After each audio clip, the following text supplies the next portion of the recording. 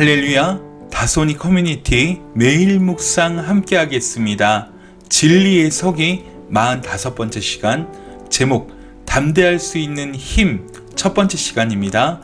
본문은 요한 1서 4장 17절에서 21절인데요. 오늘은 본문 17절과 요한 1서 4장 13절을 읽도록 하겠습니다. 이로써 사랑이 우리에게 온전히 이루어진 것은 우리로 심판날에 담대함을 가지게 하려 함이니 주께서 그러하심과 같이 우리도 이 세상에서 그러하니라. 4장 13절입니다. 그의 성령을 우리에게 주심으로 우리가 그 안에 거하고 그가 우리 안에 거하시는 줄을 아느니라. 아멘. 어제의 묵상을 염두에 두시면서 계속해서 묵상을 이어나가겠습니다. 자, 그럼 우리가 어떻게 하면 두려움을 이기고 담대할 수 있을까요? 오늘은 그 첫 번째 방법을 함께 살펴보도록 하겠습니다. 첫 번째는 성령께서 우리가 주님 안에 거하는 줄을 깨닫게 하실 때 담대할 수 있습니다. 다시 한번 더 말씀드리겠습니다. 우리 안에 성령님께서 우리가 주님 안에 거하는 줄을 알게 하고 깨닫게 하실 때 담대할 수 있다는 것입니다.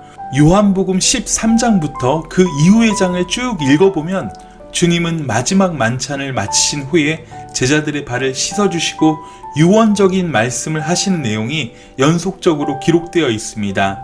그런데 그 말씀들 가운데 성령에 관한 말씀이 유난히 많습니다.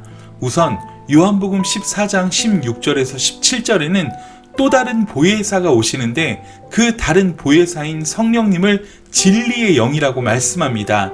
그 진리의 성령님이 우리와 함께 계실 것이라고 말씀하십니다. 제자들은 이게 무슨 말인지 알아듣지 못했습니다. 다시 13장 26절에 가면 주님이 또 말씀하십니다. 보혜사 곧 아버지께서 내 이름으로 보내실 성령께서 너희에게 모든 걸 가르치시고 생각나게 하신다는 것입니다. 그리고 15장에서 주님은 사랑의 중요성을 강조하십니다.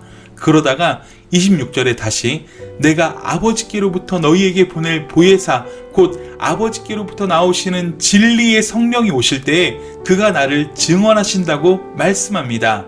즉 성령께서 예수 그리스도에 대한 복음의 말씀을 깨달아 알게 하신다는 것입니다. 그러나 여전히 제자들은 잘 알아듣지 못합니다.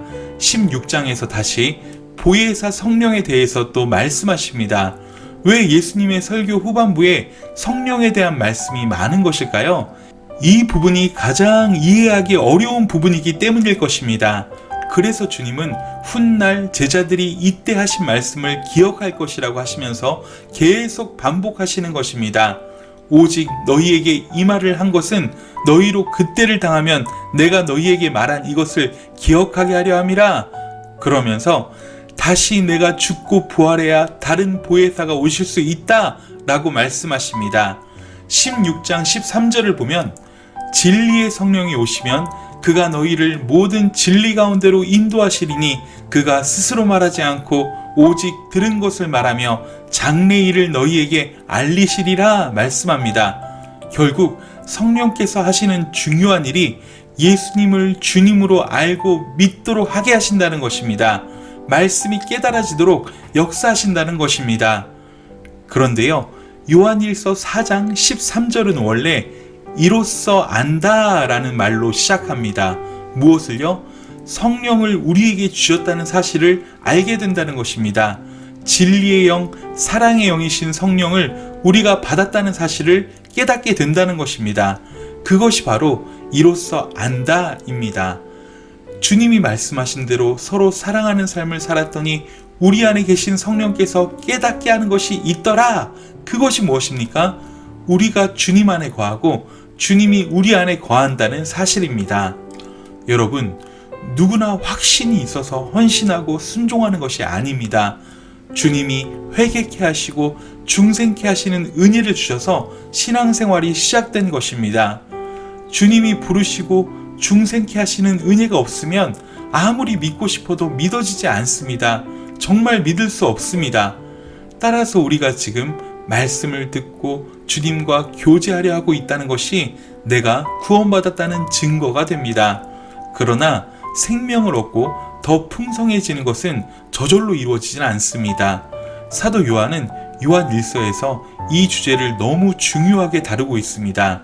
지난 묵상을 통해 구원의 확신을 얻는 법을 말씀드릴 때에도 먼저 순종해야 한다고 말씀드렸었습니다. 여러분, 내가 구원받았는지 성령 받았는지 잘 모르겠으면 일단 말씀대로 살아보는 것입니다. 이러한 행동이 우리를 점점 더 담대한 신앙으로 만들어줍니다. 왜냐? 성령께서 계속해서 깨닫게 해주시기 때문입니다. 주님이 서로 사랑하라고 명하셨으니 더 노력해보는 것입니다. 나의 재물을 들여서 나누고 베풀려고 노력하고 더 나아가 재능과 시간을 들여서 섬김의 삶을 살아보는 것입니다. 그럴 때 우리 안에 계신 성령께서 분명하게 알게 하신다는 것입니다.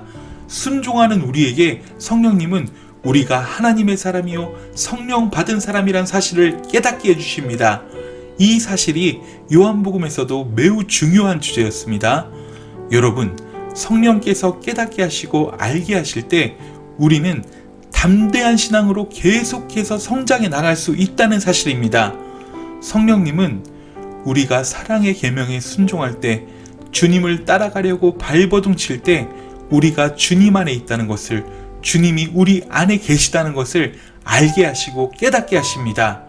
우리 주님은 세상보다 크신 하나님이시기에 우리가 이 놀라운 진리만 깨닫는다면 두려움은 사라지게 됩니다. 세상을 이기는 놀라운 믿음이 자리 잡게 된다는 것입니다. 여러분, 오늘 묵상을 꼭 기억하십시오. 우리 안의 두려움을 내쳐버려야 합니다. 그리고 세상보다 크신 하나님이 주시는 그 은혜와 믿음으로 우리 안이 가득 차야 합니다. 누굴 통해서 가능합니까? 우리 안에 계신 성령님을 통해서 가능합니다. 오늘 묵상을 꼭 기억하십시오. 우리 안에 계신 성령님을 의지하며 순종하는 하루 되시길 간절히 소원합니다. 오늘 하루도 승리하세요. 사랑하고 축복합니다. 샬롬.